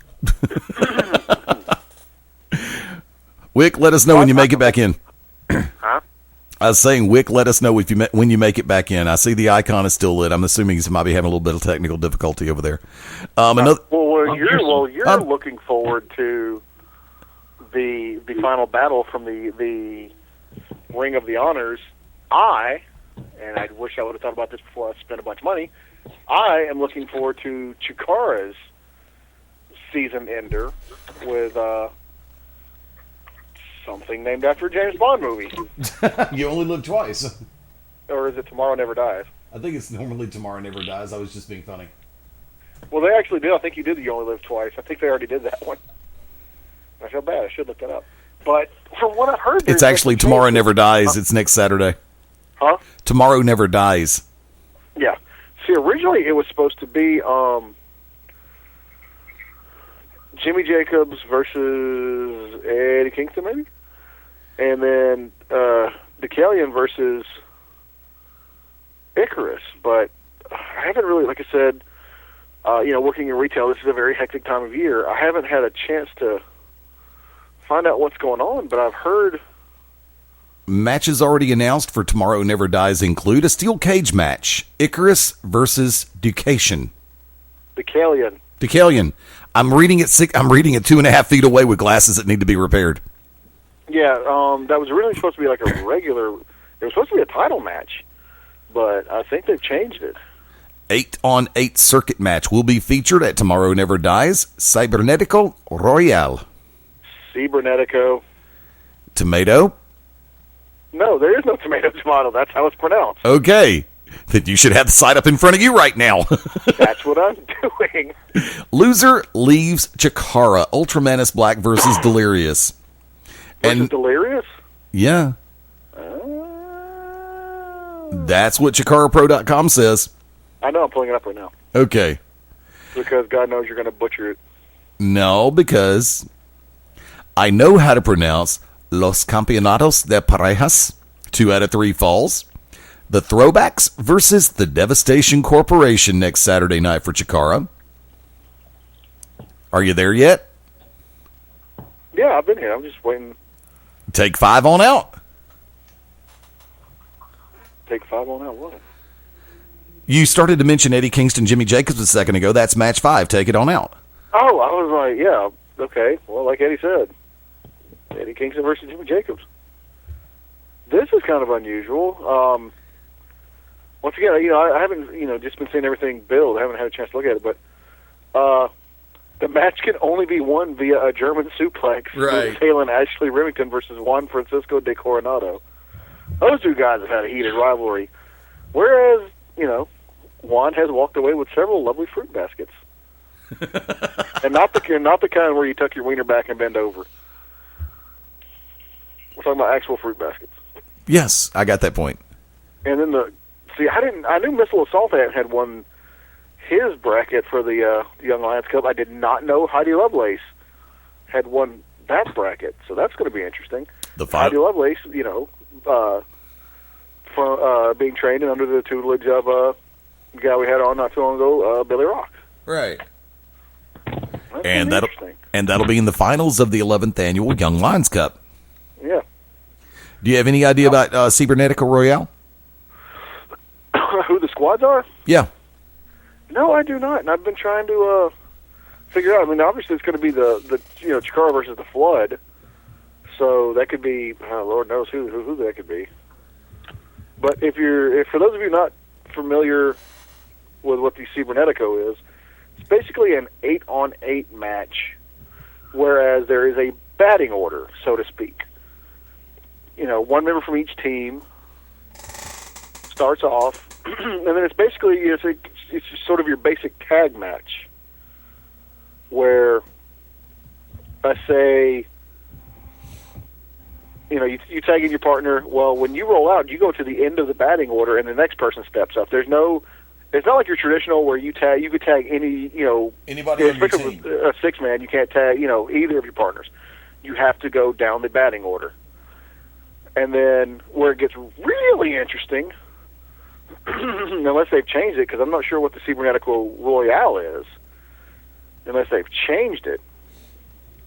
But usually your traditional Cybernetico ends with only one winner, which means, say, there's 3 people left, you got 3 people left from Team A, and, they eliminate everybody on Team B. Well, now the partners have to compete in a match against each other. So, that's where it becomes interesting. So there is always one winner. Right. I just wish I knew who. I'm trying to find out who are going to be on the teams. Obviously, one's being led by Jakob.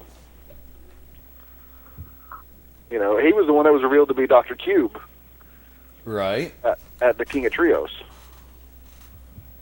So you have to give me a minute here, Eddie. You do some stuff. Not a problem. Actually, since we got Wick back in, I wanted to go and bring him in for his thoughts about Jay Briscoe versus Adam Cole, fight without honor for the ROH World Championship. Look, Adam Cole is one of those guys that have progressed so much, and that's all you can ask for. Briscoe is on that Crew Jones level of an atmosphere, but I think that this is the premier event in Ring of Honor. Say what you want to about Ring of Honor. This is going to be a great match. Plain and simple, hands down, this is it. So there is a match that I'm really looking forward to in addition to that, because at Final Battle it's been signed. In a 6-man tag team match, the Young Bucks, the Jackson Brothers, team up with ACH against The Addiction, Kazarian Daniels, and their partner, our good friend, Cedric Alexander. Yes. Now, if they, and this is one of those tricky matches, and by the meaning of the word tricky in my vocabulary, if they give these guys time to cut up, goof off, have fun, and do what they do best, this is going to be a match that could conceivably steal the show any day of the damn week. Agreed? Wick, I'll go to you first. Never, ever bet against those guys. Ring of Honor has progressed so much, and like I said earlier, that's all you can ask for. Almost. That's all you can ask for. I almost dropped it. Yeah, I know. I stopped it. Ring of Honor, to elevate the guys that they have, I think Impact needs to take a few steps back and see what Ring of Honor is doing. This is going to be a fantastic match, plain and simple. Well, it's funny, speaking of Ring of Honor, I think they are taking a couple of steps back, because I know that debut over on Destination America isn't slated till happen till a little bit later in January, and by the same token, they've got a best of episode coming up this week on Spike TV's part of as they're wrapping up their deal with Impact. They've agreed to run best of episodes, some of the highlights of the years of Impact Wrestling on Spike, which I'm hoping they do the series justice, because, and y'all can agree with me, you can disagree with me if you want to. I mean, if you start throwing out the stuff there during the Hogan Flair runs, and when Hogan brought in everybody from the Australia tour, that is by God effing not highlight material for what people know about Impact Wrestling. MaBo, agree or disagree? Agree. Okay. Wow. And while I've got you back, let me get your thoughts. 6-man tag match for ROH this next Sunday. I don't trust them Jackson boys. That's all I'm saying. And did you find out anything about Cibernetico? Keep talking. There you go. He's still looking. You're sending a message, aren't you? You don't worry about it, son. You just keep talking. I'm about to say, if you wanted me to, I could have gotten in touch with Gavin. Oh, hey, look. I have to say this. Larry Goodman has put his review up for the Thanksgiving turmoil. Yeah. I want to read it, everybody. Go for it. Southern Cross. Southern Marks and Trevor Eon with DeWitt Dawson defeated Sevenfold Saints, Clyde Braddock, and, of course, Steven Styles with the Wicked Nemesis to win the PWA Tag Team Championship in 18 minutes and 10 seconds. Southern Cross left PWA as heels, but the crowd embraced them as babyfaces because they wanted to like them all along. Wicked Nemesis broke out the Ferguson reference on the black guys. Oh, shoot. His words, not mine. Last time it was Ebola. He likes to keep his heat seeking topical. This was an outstanding tag match. Southern Cross didn't miss a beat with Aeon filling in with the spot vacated by Casey Kincaid. Sevenfold Saints is a team on the rise and could become a real force to be reckoned with in 2015. Braddock's powerhouse style is the perfect, complete complement to Styles' aerial attack. Saints first got heat on Marks, then on Eon, thanks to interference by Wicked Nemesis. I barely interfered. Aeon made the tag, but Braddock kept the ref from seeing it. Braddock then hit a belly-to-belly on Aeon, forcing Marks to break up the pin. Everything was clicking, and the heat lasted just long enough. Hot tag to Marks, whose spine busted the hell out of Styles, and Braddock saved. Dawson slugged Wicked to cut off further interference for the loudest pop of the night. Styles tried for a flying body press, but Marks caught him and hit him with the natural selection, quote-unquote, DVD. The pop for the title change blew the roof off as well. So thank you, Larry Goodman, for that. Okay, I'm done. That is something that I've always appreciated about Goodman. For those who like him, those who don't like him, you have to admit he calls it honest. Yep. He doesn't play favorites. He doesn't sugarcoat. If he does, if he feels that somebody is a detriment to the business and the sport and the sport of pro wrestling, he'll call them out. He'll lay it out there on the line. Paul Lee. Now. Mr. Smith. I don't give a man. Paul Lee, I'm gonna bust Paul Lee's face open next time I see him, and don't even try to kayfabe that. I'm gonna punch you in the face. I'm gonna beat your ass twice. And how does it feel to get your ass beat twice by a manager, Paul Lee? Can I just get? What's going to happen? Can I book this for a cage? Lee, I'm gonna punch him in his face. I'm gonna knock his teeth down his throat. I'm not giving him the first swing this time. And for anybody that thinks anything lightly of Larry Goodman, that man, if he comes, he, as Sean Banks and Crew Jones said, he can make or break your career. Yes. Plain and simple. Yeah. So thank you guys for that. Thank you, Larry Goodman, for the great write up. And there you go, sir. Greatly appreciated. Yeah, Goodman's tremendous. I enjoyed the time that I had a chance to speak with him a few weeks ago in the Tuesday conversation on Back to Basics, and he is always great to hang out with. And yeah, you kind of wish you could have recorded what was being said last night in the. Oh my God, yes. That would have made for really good radio. Because he was open and honest. Yeah. Because he knew that it was just us. It was just workers hanging out backstage. It was just us talking, and he was completely 100% honest. And had we put that up, it would be a complete 360. And screw you, Paul Lee. You're a piece of trash. You shouldn't be in the business. I don't give a crap. Okay. For the Super Turbo Show, I will. But it was a great write-up. Found what you're looking for, Mark? Nope. Then I'll go ahead and bring this one up. Because in the very near future, Saturday, December the 13th, God, I want to find out what the airfare is for this because I would definitely check it out. Combat Zone Wrestling presents Cage of Death 16. Saturday, December the 13th in Voorhees, New Jersey's Flyer Skate Zone, 601 Laurel Oak Road, 7:30 p.m. local time for the bell. Sozio, Black G's, Drew Gulak, Biff Busick, Cage of Death for the CZW World Heavyweight Championship. The Wired title on the line, Shane Strickland defending against Chainsaw Joe Gacy. And this is the part that I'm really digging, just for fun. The Norman Smiley Memorial Bunkhouse Brawl Ultra-Violent Food Fight of Life and Death. I love it. Greg Excellent with a partner still to be named, with Mama Excellent, taking on the Bulldozer Matt Tremont, good friend of the show, good friend of the family. And a partner to be named. So keep your eyes open on czwrestling.com. And this will be an pay-per-view from Combat Zone Wrestling, so definitely check it out. I know that there's a number of different ways that you can catch Combat Zone Wrestling, but definitely check out czwrestling.com. And see, there was another match that I was wanting to look at because we know people who are in this match, but I'm going to go ahead and bring that up at a later point in time. We have a week, and I'm actually in conversation right now with both Phil Stamper, good friend of the family, as well as DJ Hyde about coming on with us in the very near future to talk a little bit more about Cage of Death 16. Time's up. Found it. Sorry, I'm kind of distracted.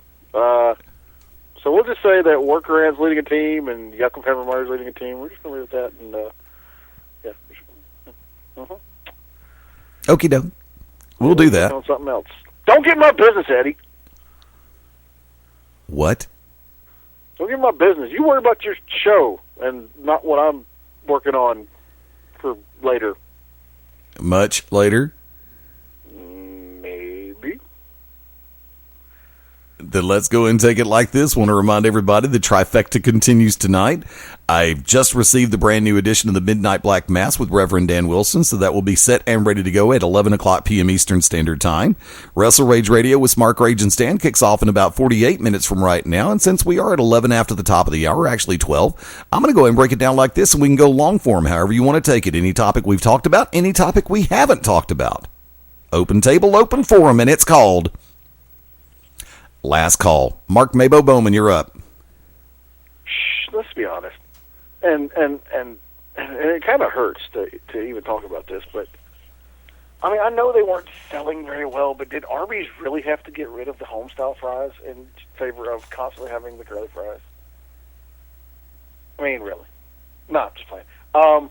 Well, since I never show up on any other shows, I didn't get to discuss Survivor Series and the return of Sting and all the other Survivor-y stuff that happened. So I would like to talk about that. Bring it on. Well, I mean, I can't. I watched most of the pay-per-view, and believe it or not, I fell asleep right during the main event, like right at the beginning of the main event. And I woke up and saw that it was just Ziggler and Seth Rollins, and I was like, oh, well, this is going to be interesting. And then I kind of started to black out again, and then I heard, some weird music with a crow that was all like, rah, rah, rah, and I was like, oh, crap, is that Sting? So, but that's not what I want to talk about from coming on from Survivor Series.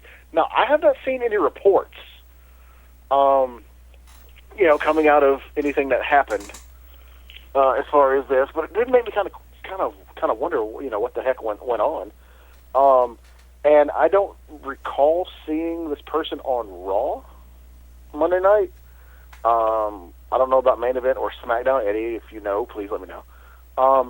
But did it not seem that Paige got the ever-loving hell kicked out of her that last five minutes of that Divas tag match? Yeah, it kind of did. Okay, well, because here's my thing. Maybe once again, because as much as, like I said, as much as like Paige, that match was one I wasn't really paying attention to that much. But I swear to you, it looked like when she kicked Natalya in the face, she kicked Natalya in the face. And the only reason why I question is that she legitimately connected and connected hard was because when Natty hit her with that belly to back, she dumped her on her head and shoulder. And then I think it was Naomi did something, and it looked like it caught her pretty flush too. But I haven't seen any reports saying that she was suffering from any kind of, like a concussion or anything like that. So, I mean, did she show up on? I don't remember seeing her on Raw. Did she show up on Main Event or SmackDown? I do not watch Main Event. I never have a chance. Okay, but did you see her on SmackDown? On SmackDown? Yeah. I don't remember. Okay, well, let me ask you this. Was I just seeing things, or did it look like she caught Natty straight on with that kick, and then Natty got her, Natty got it looked like a receipt. It looked like an issue in a receipt. Look, that was match of the night. I expected Bray Wyatt and Dean Ambrose to be match of the night. That Divas, quote-unquote, Survivor Series match was the match of the night. They beat the crap out of each other, and kudos to the WWE for letting those Divas, quote-unquote, go out and completely do what they do. That was the best match of the night. I'm sorry. I popped for Sting, and Angie called it. I expected Randy Orton to come out. Angie said that it was going to be Sting, and of course she knocked the hell out of me whenever it happened. So I told you. That match, I loved it. It put Emma in a whole another stratosphere. Her mom would be proud. You mean Paige? Did I say Emma? Yeah. Yeah. Oh, Jesus Christ of Latter-day Saints. I was just wondering how you knew. I was wondering how you knew Emma's mom. I was like, oh, that's kind of cool. Yes, it was. I love that match. I popped for that match. I really did. Well, if you're bringing up Survivor Series, I will bring back something that I've used this week, and that is the fact that all the way from last Sunday night on Wrestle Rage Radio, late night edition after the pay-per-view or free preview, all the way through the week, I respect and appreciate the fact that they made Dolph Ziggler the sole survivor. We're talking about a guy who has had his ups and downs in WWE programming. It doesn't matter what you think or how you think about him individually. When he's in that ring and he's healthy, there's that keyword, healthy, post-concussions and everything. He is one of the best people out there. He is the best because you can put him in any type of scenario and he can do what he needs to do. Had he not crapped on John Cena when he was champion, I think things would have changed. I think that meteoric rise would still be continuing because I don't see a ceiling that can hold Ziggler. And a lot of people crap on the fact that Cena came out and hugged Dolph after the win. I'm going to sit back and say there are two sides to that coin. Yeah, remember John Cena was the captain of the team, and technically Dolph Ziggler did win it for Team Cena. So you can look at it like that. You can look at it as, well, here comes the golden boy, got to get his face on camera to close out the pay-per-view. You can look at it like that. But as Wick just brought up, something that a lot of people have kind of forgotten about, the factor of Ziggler having commentary made about Cena, and that could also have been a genuine gesture by Cena to come out there and say, bridge is mended. Not chopped, diced, sliced julienne and turned into ashes. But that's something for, well, whenever he gets ready to talk about it. But the story is, regardless of all of that, Ziggler, I feel, in my opinion, deserved to be sole survivor. He has gone out and given it everything. And for that one night, kind of like the night after WrestleMania a year and a half ago, or a year and 3/4 now, when his music hit and he came out to cash in that Money in the Bank case, and the roof blew off that building. Remember, ADR was face at that time, and Ziggler was supposed to be heel. He he came around the corner, music was hitting, and that crowd blew up, cheering for him. That should have been a clue to the front office. Sometimes you got to put the personal crap aside, and that will end up being best for business. MaBo, you had more you wanted to run on it. I didn't mean to run that long on that. No, it's kind of hot watching Bree kiss AJ. It's kind of hot. Well, Angie said it last Sunday, and she said it a few minutes ago. She actually popped up for that to say something with her being sick as she did. It was literally like John Cena coming out and putting his arm around Ziggler. All is forgiven. Anything you said on any podcast was forgiven because he deserved that. And I know it's the old Clint Eastwood, deserves, got nothing to do with it. He elevated Survivor Series. And I think that was a great, great moment in WWE history for him to come out and congratulate, as he did, Dolph Ziggler. Ziggler's one of those guys that has paid his dues. And I want every yard tard, I want every crap bird to hear that, as Tank would say. But in other words, he deserved that pop.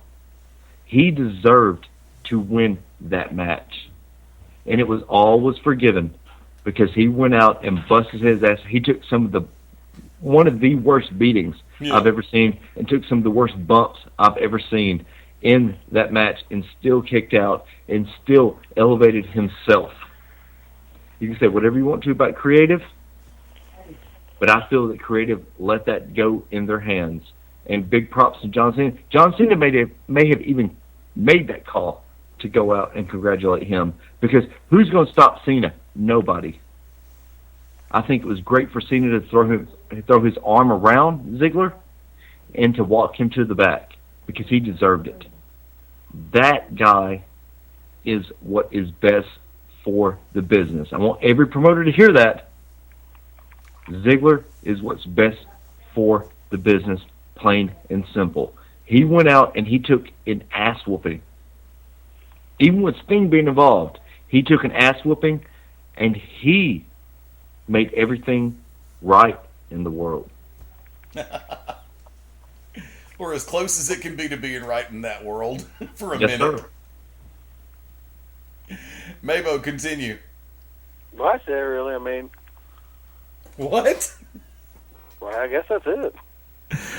Yeah, I just think it's funny as hell. We can't have blood on during a Hell in a Cell or a cage match, but we can have Bree and AJ kissing. Please. Well, hey, although it does require, blood for it to raise, seeing a bloody man's face is not going to get my penis up as quick as Bree and AJ making out. Yeah, but what kind of example is that setting for the kids? I But don't care. I'm not thinking about kids when They I are. break out my spank bank, son. Jesus Christ. Wick, last I'm call. not thinking about him either. Wick, last call. Well, I just made my last call. The Divas match, the Divas Survivor Series, was amazing. It stole the show. Everyone went out there. Every one of those girls, women, went out and busted their asses. I think they stole the show. I think the finish was as it should have been. I think that the stuff with Triple H and Sting went a little long. Yep. But once again, that's Triple H milking it. I think, and this is just my opinion, that was the best Survivor Series we had in years. Amen. So thank you to WWE for letting those women and letting Dolph Ziggler go out and be themselves and go out and get themselves over, quote unquote, and to make Survivor Series watchable and meaningful. And that's it. And the Southern Cross cheated. There we go. And DeWitt Dawson is stiffer than Ricky Morton. 100,000%. In the week that was, the way that I see it, last night showed me all over again. And the road trips that I've been on over the last few weeks, I have thoroughly enjoyed. AIWF Super Show up in Chattanooga, Tennessee. All in all sincerity, I had a great time. And the ride there and back were tremendous too. The trips to Peach State, both in the first part and last night of November. I had a great time on both of those shows. Once again, Pierce had a great time calling the action with you, dude. Ethan Carter III, EC3, had a tremendous time calling with you as well. And looking forward to having you come on Beyond Ringside sometime. Global Championship Wrestling blew it up last weekend, and I had an absolute blast. It was great to be back behind the microphone. And I'm looking forward to December 27th. Seasons beatings. Already signed the ladder match, Mike Cruz and Spiral. Definitely. That match is going to set a standard all over again. I have all the faith in the world in Cruz. I have all the faith in the world in Spiral. The middleweight championship is a hot potato. And matches like that, don't blink. Period. And yes, EC3, I'm still not talking about a Kenny Chesney song when I'm making the reference to Don't Blink. Watch the DVD, watch the recording, and we'll get it soon on and I'll post it. I guarantee you I will as soon as Pierce gets it to me. But see, for me, it's like this. And I cannot forget Vintage Orlando. I'm so sorry. The Survival Games show. To be able to put faces with the voices and be able to shake hands and say hello to everybody was tremendous. And the show was great. I really enjoyed it. And we will have some of the stars from Peach State, from Global, from Vintage, from the AIWF shows here on the Beyond Ringside family of shows in the very near future. That I guarantee you. Because there's a lot of great shows coming up. I practice what I preach. Eddie. Yes. Yes, you do, sir. But thank you for allowing and talking Larry Goodman into coming to the Global show at Southern Legends Fan Fest. Because without you, Larry Goodman would not have been there to see Wendell Cooley. So thank you. Not a problem. That write-up was amazing. Look. And it was nobody else. You talked Larry Goodman into coming. I appreciate As that. I said last night, it's not blowing smoke up your ass. It's not sucking your... I sucked it. I sucked it whistling. But you did that. Not Dan, not me, not the Sevenfold Saints. You did that. You talked Larry Goodman into coming. And Rick Michaels even said something about it last night. No. Believe it or not, even though I don't toe the company line, I do try to do the right thing. Screw what's best for business. I just try to do the right thing. And I really, like I said, I invited Larry to come over to check out the show with Wendell and Tom Pritchard and Steve Armstrong. It was supposed to be Bullet, Steve and Stevie. I haven't gotten an update on Bullet's condition. I'm hoping he's improved. I'm hoping he's getting ready to get back in the ring, or at least back on that treadmill. He definitely has improved, sir. Thank God. And it's the week that was for me has been a topsy-turvy roller coaster ride, with everything from what's going on in D.C. to Ferguson and across the country. I sit back and I'll say the same thing now that I said yesterday. For everybody who gets out and does it the right way, peaceful but loud, and strength in numbers when we all come together to do the right thing for the right reason, I'm all in favor of it. But for those who think that crashing a window and stealing a 52-inch flat screen TV is going to help make things better, no, it doesn't. It just makes things worse. It's been a good week, and November's been a damn good month. And I'm really, really looking forward to December. MaBo, shameless plugs? No. Okie dokie. Wick, shameless plugs?